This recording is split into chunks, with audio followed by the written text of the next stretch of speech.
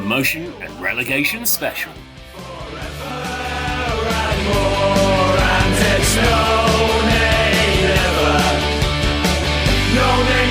No more, 'cause I'll stay a wild rover forever and more.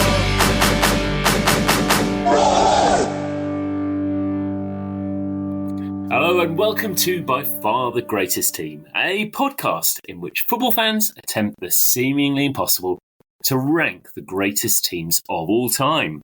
My name's Graham Dunn and I am here, of course, today on this very special episode, as today we are going to go through all the teams that we've ranked during season 2 to decide which team makes way for Des Buckingham's Oxford United, who are obviously about to be put in the True Greats category after their promotion on Saturday. Joining me as ever to crunch the numbers on that and to rubber stamp Oxford's rise to True Greats is Jamie Rooney. Graham. So I was in this little place called Pula in Croatia on Saturday when you were at Wembley watching the mighty Oxford get promoted against all odds, against the Bolton Wanderers team that you were feeling not so optimistic. Even in the half time at 2-0, you messaged me to say, yeah, but Bolton can't be that bad in the second half, even doubting it. And I tried to find somewhere to watch the game so I could cheer you on from Croatia. But strangely enough, I struggled to find anywhere showing in Croatia the League One playoff final. I found a lot of Croatian football, but not a lot of English League One, I'm afraid. But congratulations. I'm super chuffed for you and so pleased that Oxford United will be in the second tier of the English football pyramid next season. Second tier. It wasn't alone in that. I settled down on Sunday morning. I bought a copy of the Sunday Times. It was a lovely sunny day, and I thought, he might actually be in the paper for once. He might be in the sports section. We made it into page 18 as a little kind of extended caption, box caption in the tables pages next to the cricket scores. And obviously, it must have been because of all those other Premier League football games that were played on Saturday. Or were they on Sunday? There you go. That's a depressing thought. We always look forward to this episode, and I liken this to, this is kind of like the episode of Friends where you think it's a real show, but actually it's just loads of clips of the previous stuff shown as the greatest hits. Monica goes, do you remember when? And it's something from episode 2 and episode 5. This is, I think, Jamie, if nothing else, we are reusing content.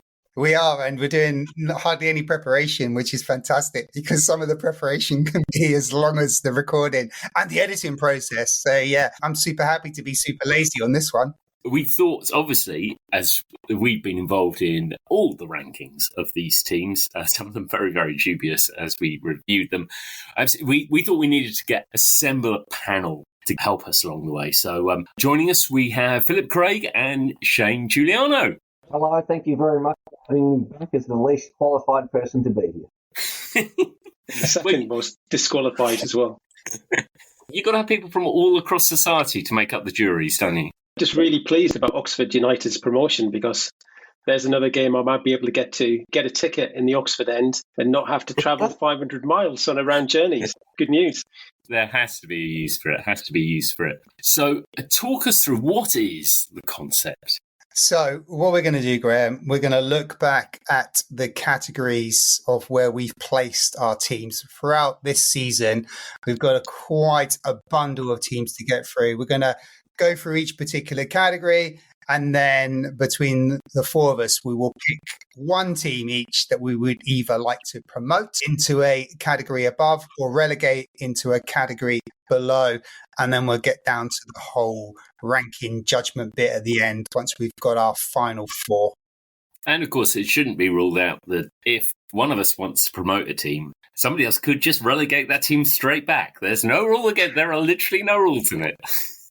Graham, I just want to point one thing out as well. And it's strange. I feel like Phil can testify to this because we've ranked a lot of teams during this period, but I think the 1977 year is becoming our sweet spot of where we kind of rank our football teams. And if I just look back on that year right now, we've got Scotland beat England at Wembley and they invade the pitch. That particular Scotland team won the home nations, and we've covered the home nations many, many times.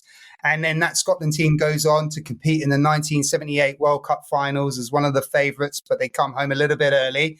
In 1977, Don Revie resigns from being the England manager. Don Revie we covered with the great Phil Craig right now when we did his Leeds United team. Nottingham Forest finish in the second tier in 1977 and get promoted. They win the Anglo-Scottish Cup and they go into the top tier and they go on to win the European Cup, as we covered.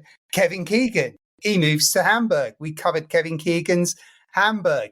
And also, quite crucially, Jimmy Hill, we only briefly touched on him last week. Briefly touched. And there's so much we can cover on Jimmy Hill, and I'd love to cover Jimmy Hill again if we can. But in 1977, his Coventry City team were involved in a bit of collusion. And I'm kind of going to bring Phil into this because he may have something to add.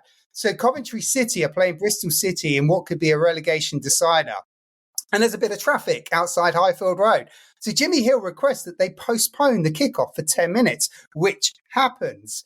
And at this particular point, with 10 minutes to go and all the other games are finished, Coventry City and Bristol City are drawing 2-2. And it means both teams stay up. But unfortunately, Sunderland go down. So there's a chance that Jimmy Hill was involved in a bit of collusion, as we touched on in the 1982 World Cup with Algeria, with West Germany and Austria. So it all ties in. And Jimmy Hill, Phil, how do you recollect that particular memory? I was probably a little bit too young to quite remember it, but I do know 4 years ago, and this was just the week before COVID kicked in, I was at my last Sunderland game against Coventry. They were playing at Birmingham Stadium, St Andrews, and there's a big poster of Jimmy Hill in the crowd. And I think there was possibly a mention of his name, but everything in the build-up to that game, there was huge antagonism against Jimmy Hill. Decades later, all going back exactly as you said to 76, 77, the delayed kickoff, and the huge antagonism towards Jimmy Hill, despite years of him being on Match of the Day and people watching him, the delayed kickoff, the scoring, just basically, forget about the rest of the season where Sunderland maybe didn't actually kind of perform as well as they could have done and probably got relegated over a season. It was all down to Jimmy Hill. So it's there now. It's still there. Football supporters never forget. Always impressed by football supporters' ability to remember anything that's happened. So any kind of indiscretion that any player has ever made, or in particular anyone who might have had even the slightest bit of contact with an arch rival, Sunderland in our case, Newcastle for you, Phil, fans can just pick it up. There's nowhere to hide. So we should get stuck into this. Jamie, shall we begin with our most random of categories, isn't it? We had a couple of sides that we picked up here, which is in the category we call, because this is the category we came up with when we realised there were some sides that were just beyond categorisation. So we came up with this category of not necessarily great, but without them, we wouldn't be where we are today. Jamie, I think we've got a couple of sides in there, haven't we? Yeah, I think we created this category in the first season when we did FC Start, that incredible team that kind of the cooks that took on the Nazis. But we do have a couple of teams in this bracket. One of them, I think we all agreed, the fantastic Michael Lewis talked us through the Rochester Lancers of 1967-17. I think you read Michael's book as well. And we've also got Total Network Solutions, that roll off the tongue, sing when you're winning team from the early 2000s who went on that incredible unbeaten run, who then played Liverpool, Shane, in the Champions League qualifier. Did they really? And how did they go against Liverpool? No, not too bad. They lost both games, I think 3-0, as I recall. Was that right, Graham? Yeah. It was a proper Liverpool side, wasn't it? I think Gerrard and co all played in that game. I'll tell you when it was, Shane. It was the season after Liverpool just won the Champions League, and UEFA hadn't bargained on a team winning the Champions League, not actually qualifying for the Champions League. Yeah, so they created the Liverpool rule, but instead of putting Liverpool into the group stage, they put them into the first qualifying stage, which is, an incredible bonus for any team in that round. The Total Network Solutions, who had volunteered to play Liverpool, drew Liverpool out the hat. Well, I'm sure Dimi Traore would have dazzled him with his foot skills in that game. He ranks up there with Jonathan Greening in the most unlikely Champions League winner. Ironically, I reckon there's one or two in the Manchester United team of 98-99. I think, was it Jordi Cruyff's in there? Jonathan Greening. Jonathan Green, there's the other one. There's two of them. Right, there you go. They're not exactly household. I have once been referred to as the Jonathan Green of project teams, the guy that just supplements the talent. It was a very accurate description, to be honest. Graham, I'm going to kick this off. As much as I love Rochester Lancers, I think I'm happy where they are because they did create the legacy of the NASL. Total Network Solutions, I don't think we can move them up. However, a bit of food for thought. They're now called the New Saints. They won the Welsh Premier League again this season. They acquired 92 points from a possible 96. They scored 117 goals. They conceded 18. They were 33 points ahead of second place and they had a plus 99 goal difference. Now, that doesn't add any weight to the team from 2003, 2006. I just want to clarify that Total Network Solutions, under the new guys of the New Saints, are absolutely still smashing the Welsh League. There's something to be said about being a big fish in a small pond, if that's not too insulting. I mean, what else could they do, really? They compete in the league that they're in. The opportunity to kind of move into what's, the English leagues, English and Welsh leagues like Swansea or Cardiff might not be available to them. They've kind of punched above their weight in European competition. That's pretty good overall, isn't it? I completely agree. Totally agree. Yep. Couldn't agree more. What I like about that side is that we went to them for the comedy of the name, Total Network Solutions, and then you stay there for the just crazy domination and facts attached to their domination of that league. I don't know if this is still the case. Certainly in the season we looked at, they were absolutely hated by everyone else in that league to the extent that even though they ran away with the league, each sort of player of the month went to someone from a different team. No one would vote for them. Yeah, it seems a bit unfair, doesn't it, when you've got a club that obviously kind of, some people would say it kind of sold its soul to be kind of sponsored and have the name that it did. But then again, how many stadiums do you travel to where you go to the Emirates, for example, the Kassam Stadium? It's all about the huge sponsorship and all the money that your chairman's ploughed into it as well, isn't it, Graham? So, what's the difference, really? Well, back in what the ground should be called when the Kassam Stadium was, there was a whole nomination thing about that. And the ground was in process for ages. And at one stage, they were still looking at the ground when the Maxwells were still in charge. And I think one of the ideas was Maxwell House, which would have been absolutely perfect for... I don't think Maxwell House exists anymore, does it? Is Maxwell House the dodgy advert from the 1980s where they used to go into the kitchen and make percolator noises just to pretend they were actually making filtered coffee? It's just a couple of instances. Yeah, we used to get that in Australia. I mean, I've never seen a team, Total Network Solutions, whereby it sounds like a bad IT company. You've got to ring up about a Windows problem, Windows 98 problem, as opposed to a football team somewhere out of Wales. This calls does that front desk get? It's just a remarkable team name. I've never heard the place that they play not mentioned in this thing. I mean, Red Bull Salzburg, fair enough. Red Bull, it's in Salzburg. There's Total Network Solutions. You don't even mention where you are. Well, unbelievable. Do you know what? That's a really brilliant point because we didn't cover this the last time, Graham. Shane raises a good point. I wonder how many times people with proper IT problems were with Total Network Solutions, ran the football club by accident. No, we're the football club. We're not the art. We can't actually help you with your router. But then we go into blinkered greats, and I definitely have one I'm going to press to move. But Jamie, just remind us who we had in that category. Yeah, blinkered greats, tier 5 in our category listings. We've got 2, and they're both French, which kind of says everything about us, Graham. So you've got Saint Etienne from the 1970s, the mid-70s, 74, 76, pre-Platini, and the amazing story of the Calais Racing Union football team, a non-league football team that went all the way to the French FA Cup equivalent final and narrowly lost in the final in a last-minute goal. We have brought there 2 teams. One literally is non-league. There's some weird quirk about the French Cup, which means that the lower league teams get home draws in every round, which I think is a brilliant idea, actually, but which kind of helps to get more shocks in there, I guess. But all the same, it's a quite incredible feat for them. A team of. We look through the players. We were desperately kind of hoping that there would be a player of that team who turned up somewhere. There was a young Gary Lineker or a young Didier Deschamps or something. But no, there was no one event. No one went on to anything of any particular. No, this was the ultimate thing. These absolutely hit the blinker greats, but we also chose to make 10 times league title winning Champions League or European Cup at the time finalists Saint Etienne, and a team that ultimately had Michel Platini playing for them, and the glorious classic green kit. We decided that team was blinkered greats. And Jamie, that was so insane. I had to go back and listen to it because I thought you made a mistake when we didn't call them blinker greats. And I thought, what happened to it? And well, Jamie, I think you were behind that.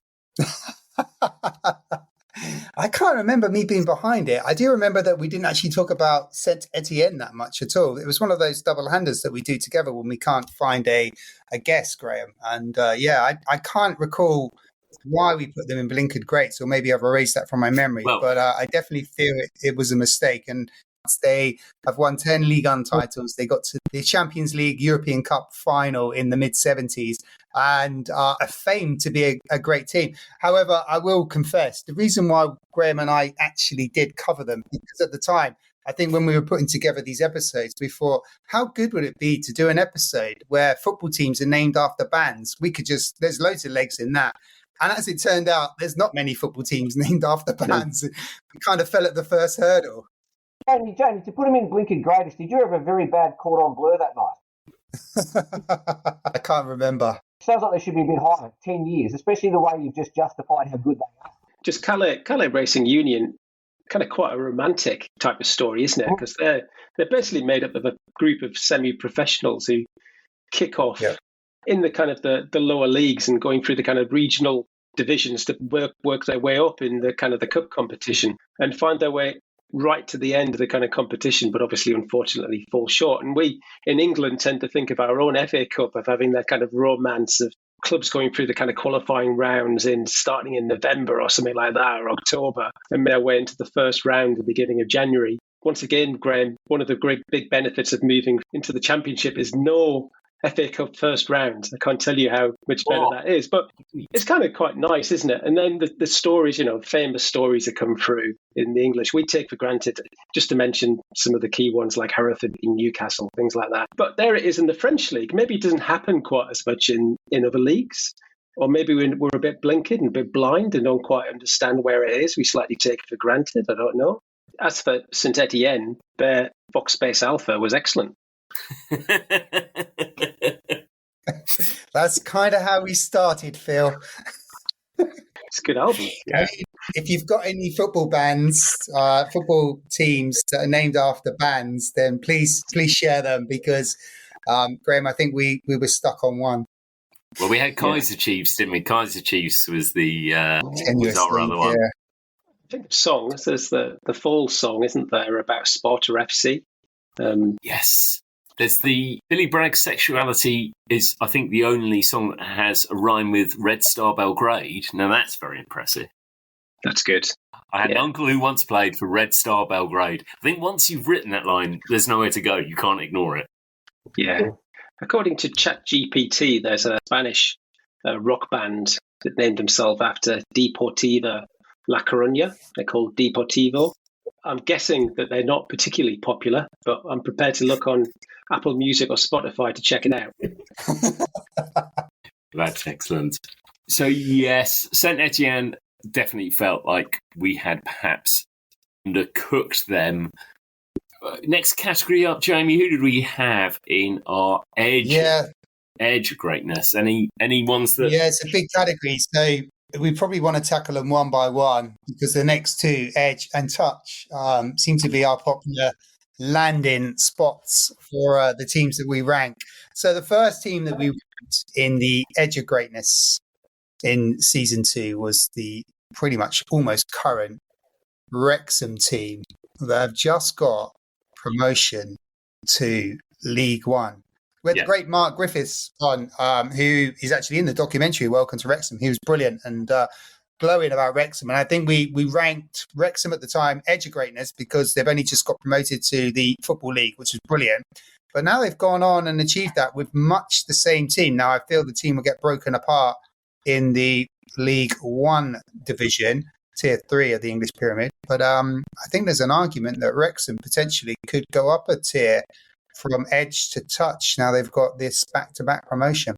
So here's one question, not knowing a stupid amount. Were they underperforming for years potentially? Because that'll hinder whether you go up. So going up with a team that should have been up in the first place isn't great. That's just playing to your potential. So the question is, going up that many tiers, were they just too low in the first place and had underperformed for a few years? Yeah, they were definitely in a mess before Hollywood came to town.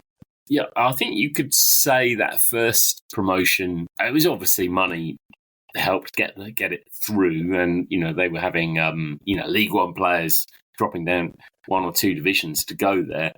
Actually, in League Two, there's quite a few well-backed sides in there. I mean, Stockport, who did really well, Mansfield, there's a fair few who have there. So you start getting to they've just got the money, they've just got whatever.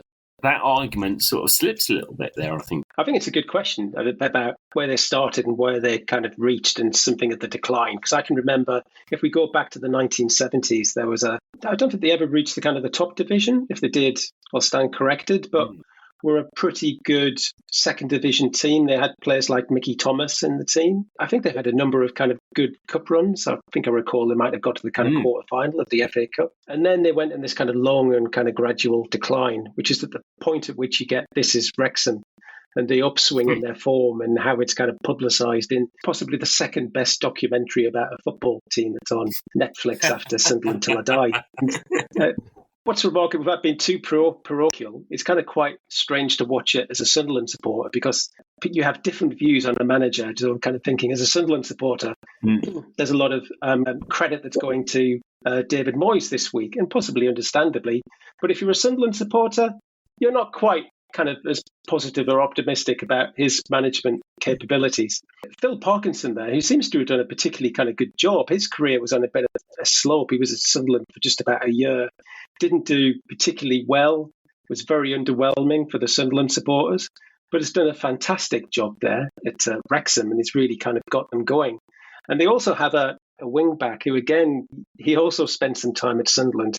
And this is probably a bit unfair, but Callum McFadzean is possibly one of the worst players I've ever seen play for Sunderland. Maybe he was having a bad time. There was something going on in his life. I don't know, but he genuinely was completely out of sorts in League One. But he is rather a basic footballer, let's put it that way. Good for him and good for Phil Parker to possibly later on in their careers to find some success. It's funny how those sorts of things happen. I remember actually when we did the Wrexham recording, we had Mark Griffiths in his kind of backdrop has a football boot there, and that football boot been left on the pitch, and it was by a striker they had on loan, Mark Carris, who was with Cardiff at the time and hadn't impressed in his loan spell at that stage there. And coincidentally, Oxford signed him in the summer, and he scored 19 goals and is something of a hero. I think Wrexham are definitely, in my mind, in the mix.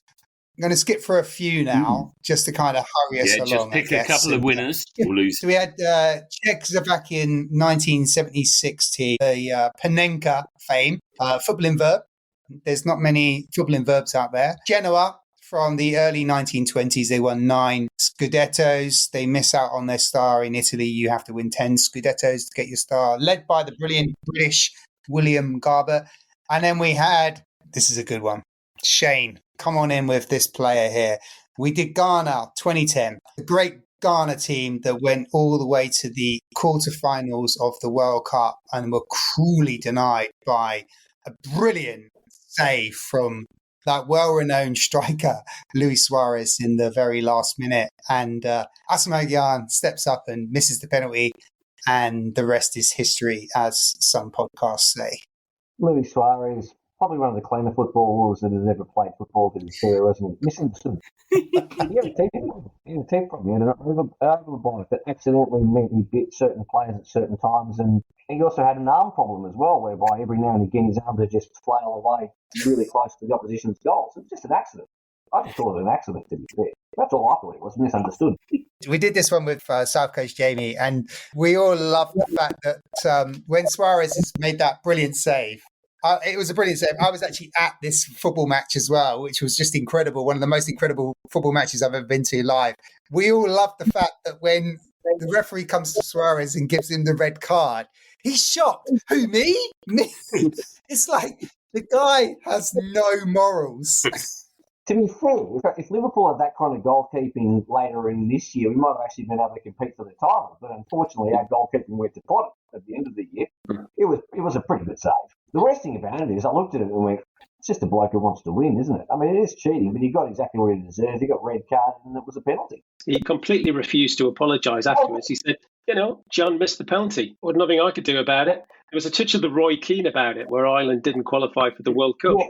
And it was basically, it was a handball by Thierry Henry, but, the full-back should have covered his man. He should have tackled him. And, that brute honesty, he kind of quite... John was also one of those first players to find his way to Saudi Arabia as well for huge amounts of money.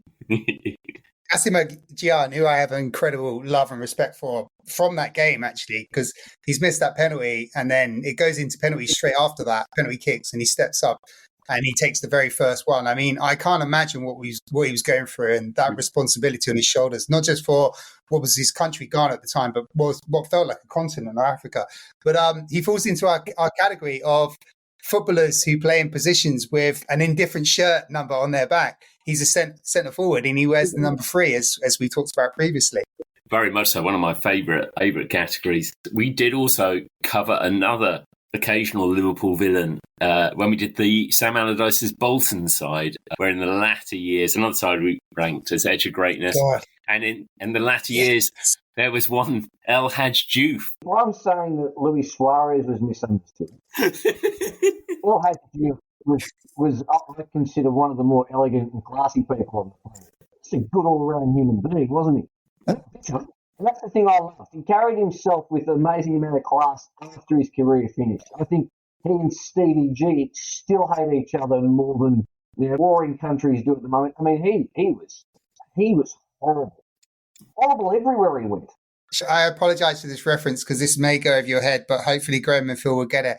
But I think El Hadj Diouf could have absolutely done a double act with Bob Carroll-G's. Oh, yeah, he spit the dog reference. There's not many of those on podcasts. You don't get that on the rest of football, do you? Yeah. Who did he aim out? I can't remember. Aaron Dejoux he was the Pompey captain at the time who handled it ridiculously well, as I remember. Talking, of course, Spit the Dog and Bob Carroll-G's, obviously Mickey Quinn was the clear Bob Carroll-G's looky-likey as far as I'm concerned. I can see this watching Shane's head. Benny Hill reached Australia, but Bob Carroll-G's never reached Australia. Sorry, I've got a technical issue saying that your recording failed to start. It's only just happened, so we've got most of everything you've done till now. It's asking Shane to refresh and try again. Sorry, mate. We'll get on the call to Total Network Solutions and sort this out. First line support. What I like about football is the whole ecosystem about it is whilst Liverpool were buying some horrendous players along the way or pretty disastrous transfers, Phil, I think Sunderland were buying quite a lot of Liverpool's players about that time in pretty disastrous ways as well. Yeah, we had Diouf for a little while and his multicoloured hair. Stephen Wright was success, say the least. Phil Babb, there was a bit of it. Jason McAteer as well. Possibly one of the most overrated players. We might move on to Bolton when he was good, but Jason McAteer did famously wind up to the point of getting sent off Roy Keane, and was famously, write it down in your book, Roy, which was supposed to follow some kind of reproach point after the World Cup in Ireland, the fallout with Keane and Ireland. It just never got to that point, and instead McAteer got in the way and caused mayhem instead. But not the best. In this category, I think there's one probably standout, Jamie. I think you're going to make the case for England's 1982 World Cup team, which is Kevin Keegan, Trevor Brooking. Admittedly, they only played about 5 minutes of it. But it was the Brian Robson scoring after 35 seconds or whatever. We ranked them edge of greatness. I think you weren't happy with that. I mean, normally when we do these things, when we get together to do the rankings, we're normally about one out, generally. So one of us may go touch, the other one will go edge. One of us may go true, the other one will go touch. On this occasion, I kicked off and I put England in true greats, the second tier. Nonsense. And then I was immediately shot down by Scott, who was our guest at the time, and said, no.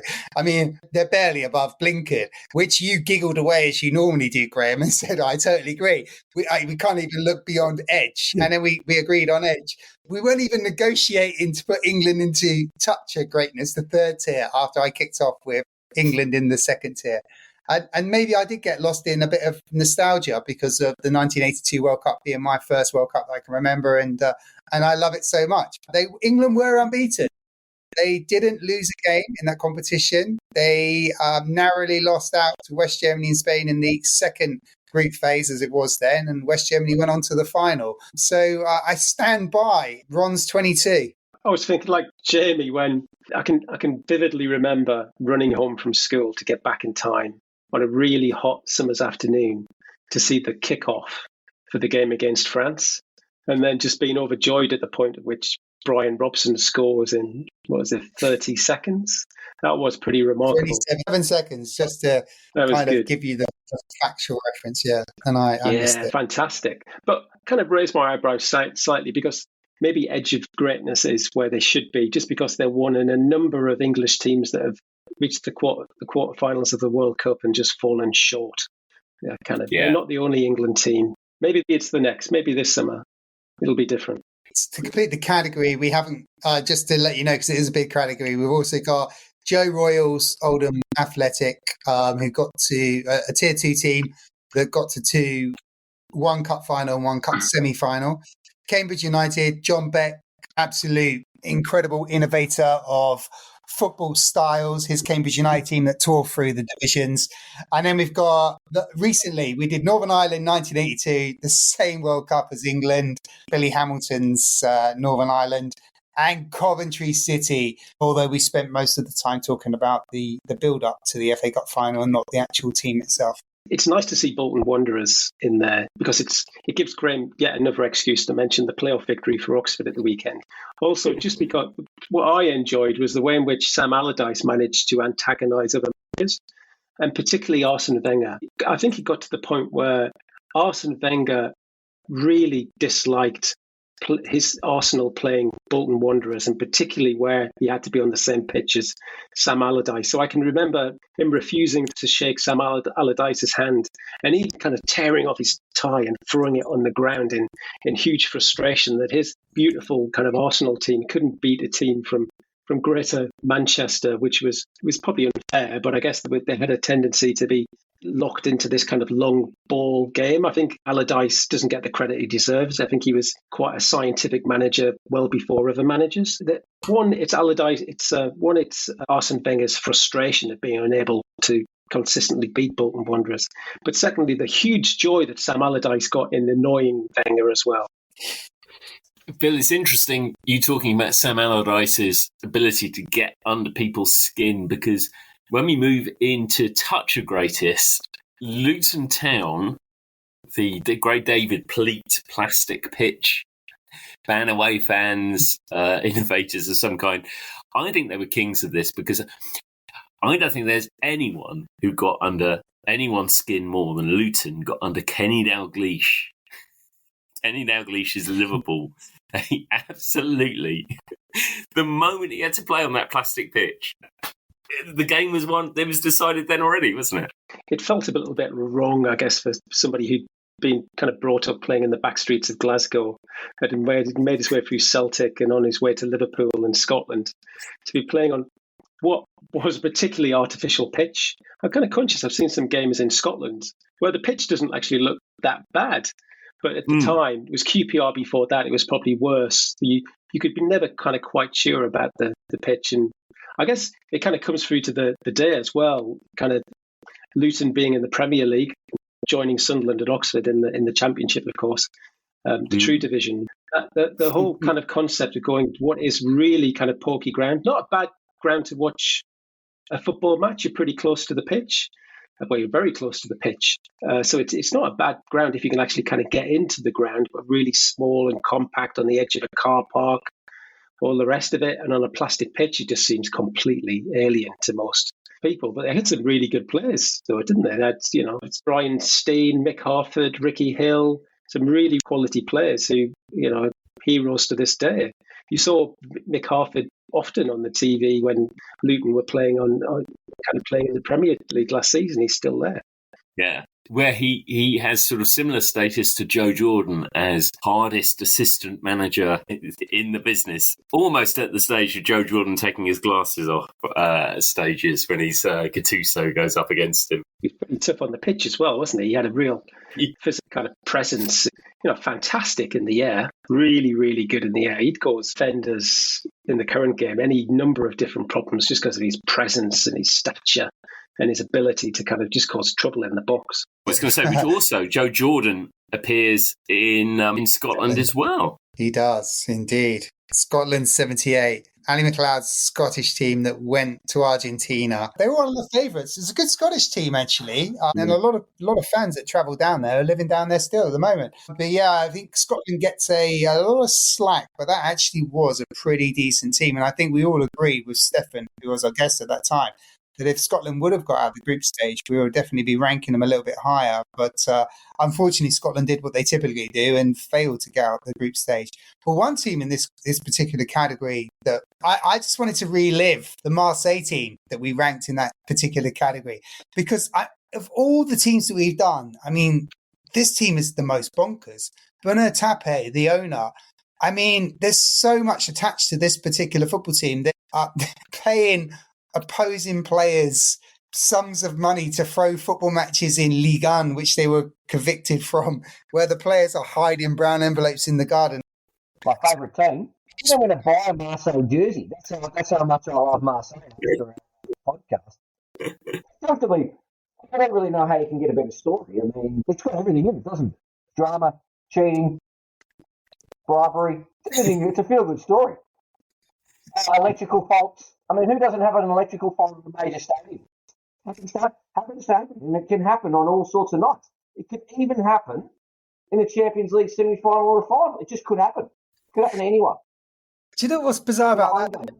It's the fact that AC Milan refused to carry on once the lights were back on. I mean, Marseille could kind of gamble on turning the lights out and hoping to win the tie in those kind of ways, but they can't bank on AC Milan refusing to come out 20 minutes later to start playing the match again. It's a bit of a gamble, but yeah, I think it's. I mean, that was Bernard Tapie though. He was very high risk. He wasn't the most calculated of individual. I think he was an emotional beast that was successful because he had that tenacity and will just to be successful. Champions League, did they win the Champions League or did you just get... No, the final? No, they won. They lost the final and they won a final. An underrated team, a really underrated team for all of the controversy. They're spectacularly good. I mean, fantastic players. Jean-Pierre Papin. You had Basil Bowley was there. Didier Deschamps. I mean, what a football coach he's turned out to be. Yeah, it's some fantastic players. And the great coach, Raymond Goethals, as well. Absolute chain-spoken genius. Chris Waddle. Chris Waddle. Gangly gait that he's got. Fantastic. Yeah. Absolutely love it. It's a nice story, isn't it? Successful rebuild. And, as we all know, managed to keep quite a few of them on the pitch. Nothing to do with a brown envelope, I'm sure, and somewhere in Anati's backyard, but nonetheless, no side agreements with other teams on the other players about, no sliding tackles. In fact, no tackles whatsoever. Well, they were only convicted for corruption on one football match, so they played lots of football matches. There was only one football match they were convicted on. So, it's only one game. They were probably arguably harshly dealt with. Who hasn't been convicted for corruption with one football match? Who hasn't? Yeah, we all make mistakes. There's two teams that people, probably haven't heard of in this list, which is the Polish team, Górnik Zabrze and Swindon Town. Now, we don't need to worry about Swindon.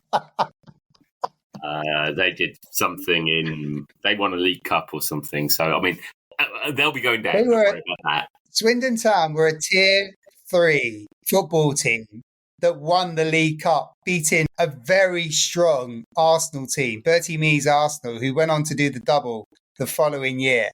Don Rogers scoring on that incredibly muddy pitch. So I think of all the teams you've done, Graham, I think the most well-known is the Swindon Town team of 1969-70. How many goals did they score? They scored 1 goal, 2 goals in that game? You only count a League Cup win if you win by 3 clear goals. So for me is the clear sign. I don't know how they made it into touch of greatness. Jamie, remind us who Granit Xhaka are and how to pronounce it correctly. Yeah, Granit Xhaka. We had the amazing Powell on, and he covered up the team from I think they were miners, a mining team, a works team that employed their footballers through the mining company, and it was under communism at the time. And they went on to win, I think, 5 championships in the Polish league. And they famously went to the Winners' Cup final where they lost to Manchester City and they beat the mighty AS Roma in the semi-final by a coin toss. That's a fantastic thing. Shane's looking super puzzled right now. So the teams finished level after both games. They went to a replay and they drew the replay. The UEFA ruling at the time was if the teams can't be separated after the 2 legs and a replay, you would toss a coin and you would call it heads or tails. And a very young Martin Tyler, who was just starting his football commentary career, was actually there. And he was like, coin toss, coming live. And they tossed the coin, literally. Maybe that's the alternative to VAR, isn't it? Rather than waiting all that time for some lines to be drawn on a pitch, just toss a coin. Yeah, I think some people in the VAR room are actually doing that. Okay. I think if a decision's too close to call, I'd prefer it as something like rock, paper, scissors, something where there's a bit more science, and you could maybe you could attach a little bit more science to it. The form, you can see as Cole Palmer's going up to do the old rock, paper, scissors. The stats have all the times it's been rock, 7 rock. He always goes rock. That category is made up. The rest of the category we have the mystery side that was Steaua Bucharest, who were very impressive. The first Romanian winners of the Champions League. We have the unbelievable West Bromwich Albion, Ron Atkinson's pioneering West Bromwich Albion. I mean, I would love to move them up because it's just my favourite story, and I just love everything about that team, and especially the green and yellow away kit. They didn't win anything, but they were pretty special. West Germany 1954 winners. I was going to just give a bit of context to both Phil and Shane for the three. Steaua Bucharest, not just the first Romanian team to win the European Cup, the first Eastern European to win the European Cup. They beat Barcelona on penalties. They did make the final again. They went 3 seasons unbeaten. We talk about the great invincible team. Steaua Bucharest did it 3 seasons running, winning league and cup double in Romania when Romanian football was riding high and was going to be super seeding a brilliant international team that went on to qualify for multiple World Cups and European Championships. The West Brom team, as Graham has mentioned, Cyril Regis, Laurie Cunningham, Brendan Baston, what a fantastic player. The great Ian Ward talked us through the wonderful West Brom team and Ron Atkinson. And then West Germany, 1954, winning their first World Cup as underdogs. They weren't expected to even participate in the finals. They went there as a country absolutely decimated by the Second World War. They'd only been allowed back into international football. They weren't given a chance to actually qualify through the latter stages, but they went on to beat the incredible Hungarian team of 1954. I was thinking Steaua Bucharest were perhaps the European Cup win over Barcelona was pretty typical of the team. I mean, it was a pretty dour final. Was that the Barcelona team that had Terry Venables? Yes. Yeah. And I would. That was the word I was going to use. I think of them as dour Bucharest. Yeah. It was a difficult team to love. It is a great story, though. I mean, they have an incredible winning run, but I did struggle to get much enjoyment out of them. Yeah, this is, I also was campaigning for John Beck's Cambridge, who just kicked the ball into the corner flag. So I'm not sure. I think I might have a double standard. Steaua Bucharest, incredibly impressive, incredibly strong in their domestic league. You can't do anything but admire a victory in a European Cup final. But I think it was the first 0-0 and first penalties in any European Cup. If I think back all those years, my God, it was a 0-0. I think the thing that rescues it is that not only was it such a 0-0, it was also a 0-0 where Barcelona didn't score any of their penalties. So they couldn't even score in the penalty shootouts. It finished 2-0. It's officially the lowest scoring penalty shootout score in the history of the Champions League and European Cup. 2-0. I think there was 8 penalty kicks taken, 2 were scored, and 6 were saved. Every penalty was on target. Like watching it was Bucharest like watching a George Graham team without Ian Wright. If we go up to the next level, this is where we start possibly thinking about teams that may go down. I don't know. True greats. We have the great Leicester City. We have the Claudio Ranieri's unbelievable title winners. The achievement just feels like it has to be true greats, but whether they actually are. Well, I mean, we can reflect on a little bit on the Leicester team because I think we accurately put them in the right bracket, but it'd be good to get, I mean, this is recent memory. Shane and Phil will both have a view on Claudio Ranieri's Leicester team and whether we actually got it right and put them in true greats. They had a good team. I mean, if you think back to, he's still playing today, of course, isn't he? But Jamie Vardy had a fantastic season. But Riyad Mahrez, N'Golo Kante, Kasper Schmeichel, possibly. Wes Morgan at the back, who I think he was the captain. And he was solid as a rock that season. Really good old-fashioned centre-back. All the other touch of greatness. Controversial. I don't know how you put up the top if it's not an element of sustained success, is how I look at it.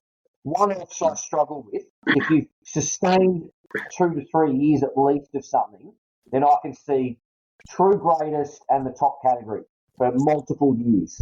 If you do it once, to me, you go edge of greatest because you sit there and go, no, you've done it once and that's amazing, but it's not sustained. Frankly, I'd have Marseille ahead of true greatest, ahead of Leicester.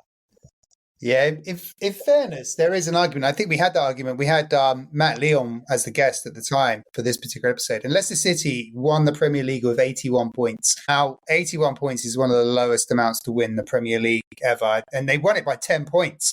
And it was a really strange period. They won it, Arsenal was second, Tottenham finished third. And actually, Tottenham will go in with Leicester for the Premier League. It feels very Spursy to be going for a head-to-head with the Premier League, as Tottenham were, and still finish third. I still, to this day, I struggle to understand that Tottenham, in a head-to-head with Leicester, finished third. I just go, it's one of the greatest stories of the last 20 years, but I wouldn't put it as one of the greatest teams of the last 20 years. Well, I think they're in the run-in for a potential relegation, as Graham kind of alluded to. There are a few in this bracket. We've also got the brilliant, and we covered this with Phil, and Phil did an amazing job, Don Reevy's Leeds United. And I think we went into this, I definitely went into this, Phil, thinking this is an argument for all-time greats. And I think we came out of there thinking, no, they're not, because did we summarise that they're bottlers? They certainly kind of came close on a number of occasions. So they won the first division twice under Revy, 68, 9, 73, 74, but finished runners-up both in the league and in a variety of cups, most famously in 1973, of course. They came very close to kind of being successful in the European Cup. They reached the final of the European Cup in 1975, but lost out to Bayern Munich, although Revy had kind of lost by then. Although they did win the UEFA Cup twice as well, 68. 71. I kind of thought, looking at them, it was really interesting. I think I ended up liking the team much more than I imagined. I think we somewhat underestimate the ability and the skills that were in the team. We know about kind of Billy Bremner, Norman Hunter, Peter Lorimer, Johnny Giles, Eddie Gray. We probably potentially, this is probably the most controversial part of this, give them a little bit too much stick for the physical aspect of their game. Because I think I reached the conclusion that they certainly weren't the only kind of physical team playing, although there are any number of inexcusable instances of violence on the pitch, utterly disgraceful. And as we established, the dirty Leeds tag that's been attached to Leeds for forever was given to them by the Football League, who did a poll in the early 1960s on which teams were the dirtiest. And it was based on yellow and red cards received, not just on the first team, but all teams, junior teams, reserve teams. And Leeds won that one as one of the ones that they did actually win. And the league then referred to them, is this the dirtiest team you can play? To which football fans adopted the mantra, Dirty Leeds. Dirty Leeds. I think my favourite story was about, I think this is true, George Best obviously famously didn't wear shin pads and would have his socks rolled down, except when he played Leeds United. We did have Napoli in this category, which is, of course, the fantastic Maradona. And when I'm looking at it now, I do sort of wonder whether Napoli and one man lifting an entire city fundamentally on his own to win the title, and in the way he did it and what it meant for the city. Wonder if we've undercooked them as only true greats. So, in that period, what did they win? They won 2 Scudettos under Maradona, the first 2 that they ever won. They've recently won their 3rd. They won the UEFA Cup, a couple of Italian cups. It's quite easily the most successful period in Napoli's history. Before that, they were a bit of a yo-yo team. After that, they were a bit of a yo-yo team. And it was during a period where AC Milan, Arrigo Sacchi, was building his Milan empire. I think Graham raises a good question. Maybe we did undercook them, but it is about one man. And it's about one man's love affair with an incredible city. And I know you'll find this difficult to believe, Shane and Phil, but unusually when I look through the league tables, there were 1 or 2 teams deducted points for some financial irregularities and corruption. I know that seems difficult. When I look through the table, there's about 4 teams with an asterisk that are attached to it. Yeah, that's true. It's a terrible slur. Yeah, I know. It seems very unlikely. But it is an absolutely brilliant story. Who else have we got in that true greats tier, Jamie? To complete true greats, we've got Poland 1974, which we covered with Powell. That's the incredible Polish team of Lato that went all the way to the World Cup semi-finals and were quite serious contenders to win the World Cup. I think, as we discussed at the time, the Netherlands under Cruyff get all of the credit as the trailblazers of world football at that time. But this Polish team were just up there as well. And they'd famously knocked England out of the World Cup qualification group. And we've also got the brilliant Celtic team with Henrik Larsson that we covered with incredible Martin Ferguson, a lifelong Celtic fan, and Jurgen Klopp's Borussia Dortmund, who won 2 Bundesligas and very narrowly came close to winning a Champions League, but lost out to those pesky Bayern Munich, who seemed to just trump them on every single card. Was that also the Bayern Munich team that had half of Dortmund's players in it by that stage? By the end of it, they were picking them off. Yeah, one by one, they were picking them off. Beaten by your own team, weren't you? Yeah. They took the sporting director in terms of Matthias Sammer, who did good things. They took Goetze, they took Lewandowski, they took Hummels. Yeah, Bayern Munich were just being Bayern Munich. That quietly respectable arrogance that they have. The one team that I do question looking back at it now is Poland. We're talking about a team that gets the semi-final. That's screaming out touch of greatness. Jamie, can you make the case for greatness?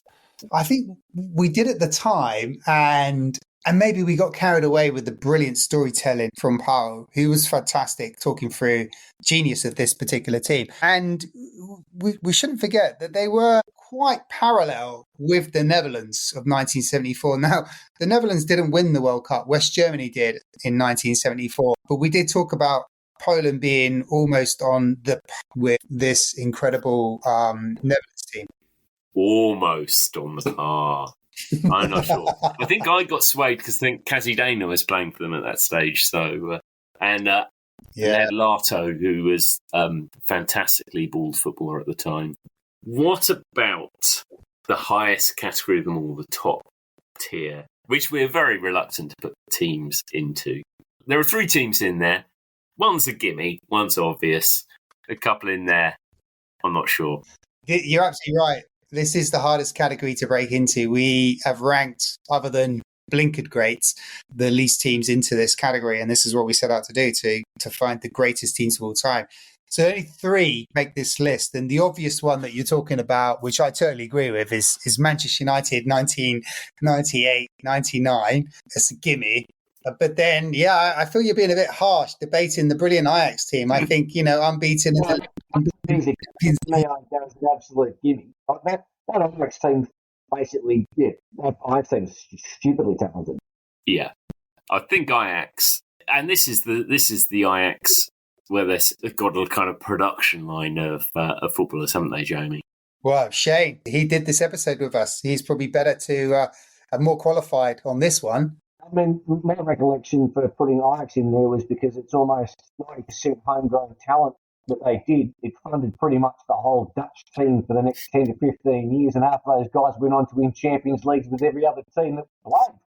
I don't really know what else you could possibly do. The only reason they couldn't go on for it is they weren't a big enough team to pay for all those players. Half those guys went on and won Champions Leagues everywhere else. Seedorf was in there, he's won. What did he win? Yeah, and I think as we discussed, I mean, it was just the timing of this team. I mean, Louis van Gaal was the manager at the time. He was a young manager at this particular moment. A great production line, as Shane's mentioned. But this was Ajax went unbeaten in the Champions League. They went unbeaten in Eredivisie as well, which is incredible. We talk about the Leverkusen doing this at the moment in the Europa League and the Bundesliga. Ajax had already done this, and they won the cup as well. They won the treble in that particular season. And they were unfortunate because this was the time when Bosman landed. 94-95 at their peak. The Bosman ruling changes the face of football as we know it. To be fair, the other team that you've got up there is not, I wouldn't have said is that dissimilar either, in that it's predominantly homegrown talent as well. FC Porto was completely and utterly stripped, and half of those guys did pretty well in the Premier League, didn't they? So, I mean, you've ended up looking at, I would have said Porto is pretty close in that, 95% of those were Portuguese. Half of them were the Portuguese national team that played for them. And then they went on to be at Chelsea and they won 3 or 4 titles at Chelsea. Some of them have probably played in the Champions League. Or Champions League finals. Pretty good teams. I think what we're saying here collectively, speaking for all of us, is that the 3 teams that we have in our top category, Manchester United, FC Porto and Ajax, we don't need to debate anymore because we're comfortable.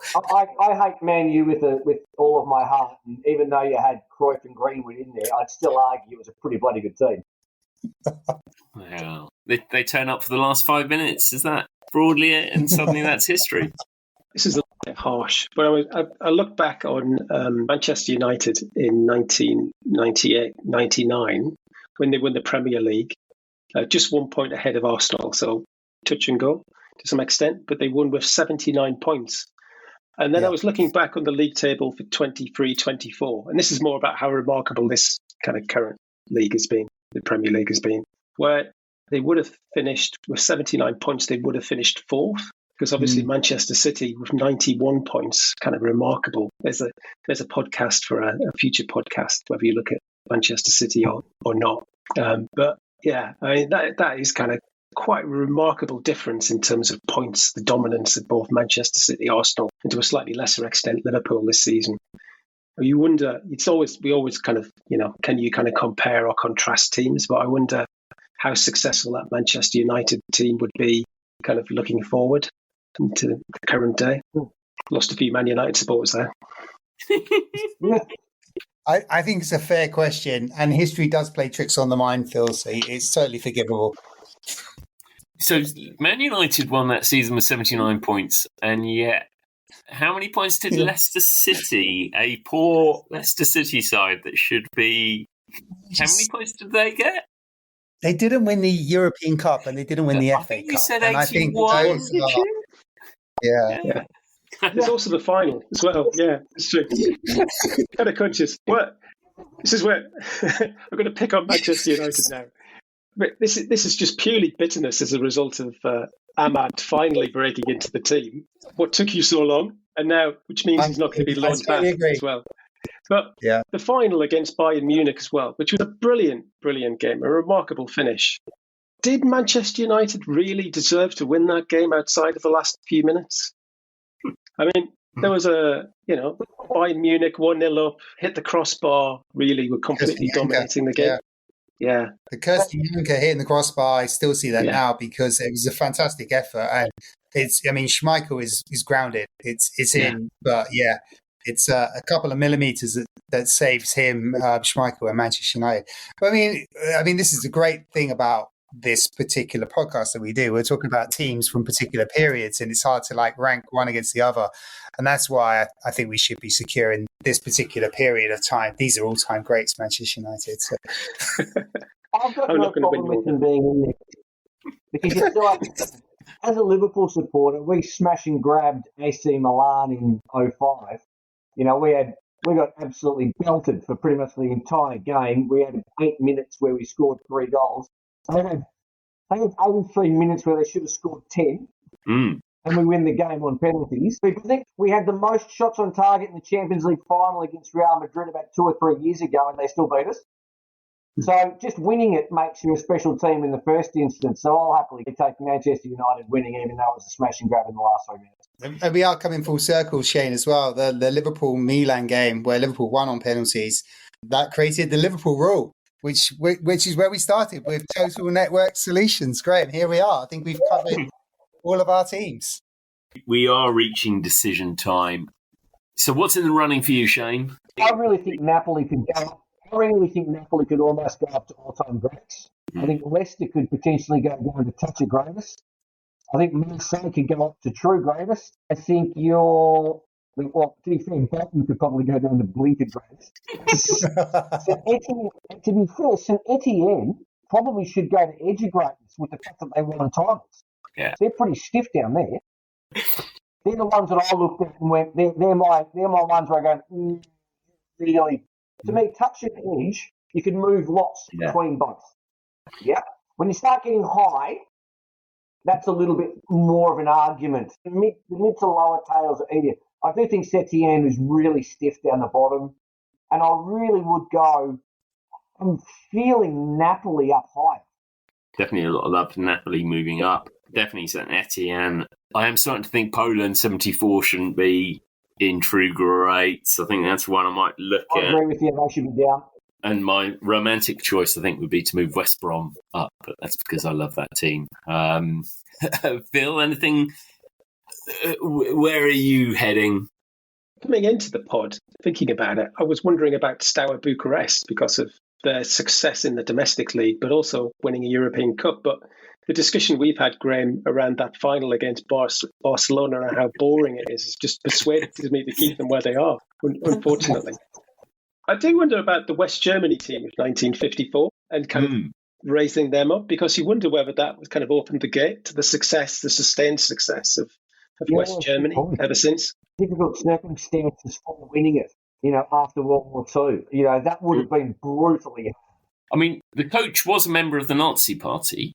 Oh, many members of the German government through the 1950s into the 1970s were members of the ex-members of the people didn't really have a choice if they wanted to just get on with everyday life.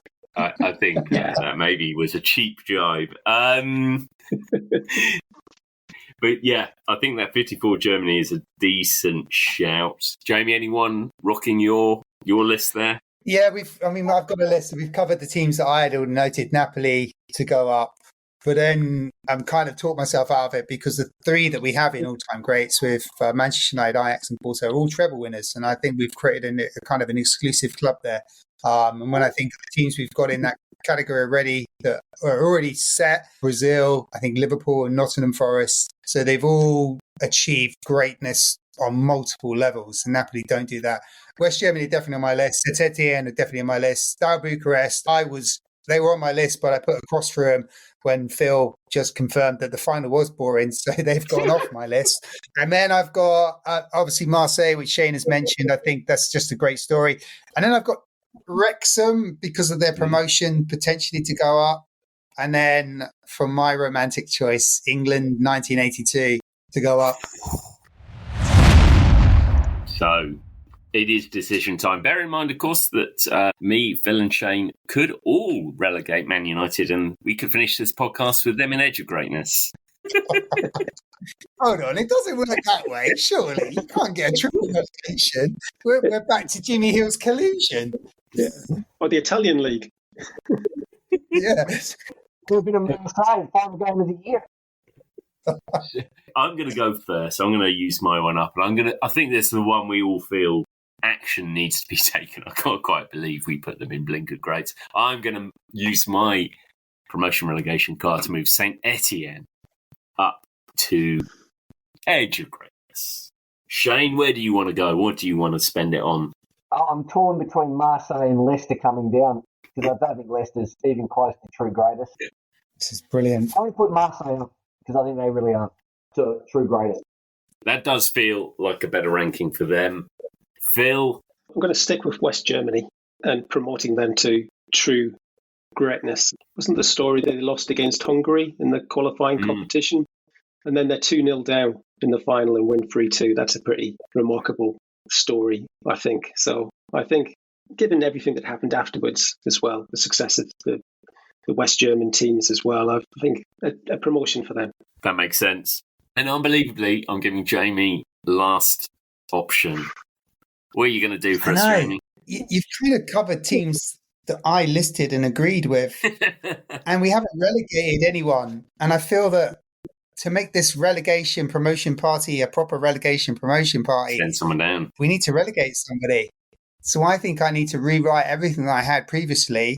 And incredibly, I can't believe I'm going to do this. I think I'm going to relegate Stoya Bucharest down to Edge of Greatness. Phil's boring final comment was inside my head. So, just as you know, your legal counsel at this stage, you do know Luton Town are in that same grouping. Do you know what? I'd completely forgotten about that. That has changed the shape of things, because they won a League Cup and they were a brilliant team, and we had the Jig of Joy. And I think the Jig of Joy from David Pleat maybe did get us carried away. 1 year Poland team that's won nothing in true greatness. It's a 1 year Poland team. It's not even a period. It's just a 1 year Poland team. Hasn't won a thing, and it's in true greatest. I feel like my choice is being kind of made for me. I know. I had everything prepared, and you completely screwed up for me, all three of you. Graham, I like going first on these things. Can we not change? I'm almost tempted to destroy myself and pull out a Leicester and Poland down. They've got to get it. I've made a decision. Luton Town, relegated. Edge of Greatness. Edge of Greatness. Quite symbolic, because they had a season in the Premier League, and now they've got relegated to Europe's greatest league, Championship. Very much so, yes. No, and that is fitting. We put them up when they got into that league, and now, of course, they've nothing to do with the Premiership. We relegate them. That's what Sky will do with them as well. Well, that was a lot of fun. Gentlemen, thank you so much for your time on that. Shane, thank you as ever. No, thank you very much for having me on. It's been great fun. Phil, cracking job. Relatively few Sunderland mentions. I think you only crowbarred them in 3 or 4 times. At least 5 or 6, yeah. You can edit those out. Jamie, I'm sorry you had to do the dirty work today and relegate someone. No, I quite enjoyed it. I think it gives us a taste of what could be for season 3. Phil, Shane, thank you, not just for tonight, but for your contribution for the past season. Some great teams, and I'm looking forward to doing some more with you both in the new season 3 after we've come through our little Euro 96 and pre-season friendlies through the summer. Yeah, so as a reminder, you can see the rankings for all the teams we have at our website, which is thegreatestteam.co, which also includes our rankings from season 1 as well. We've now done 50 podcasts. I think this is podcast number 52, potentially, or 53, actually, because we split 1 into 2. So podcast 53, which is quite something. So we're really pleased with that. As Jamie says, we've got a couple of specials lined up around 96, which will be a lot of fun coming up. But until then, we'll speak again soon.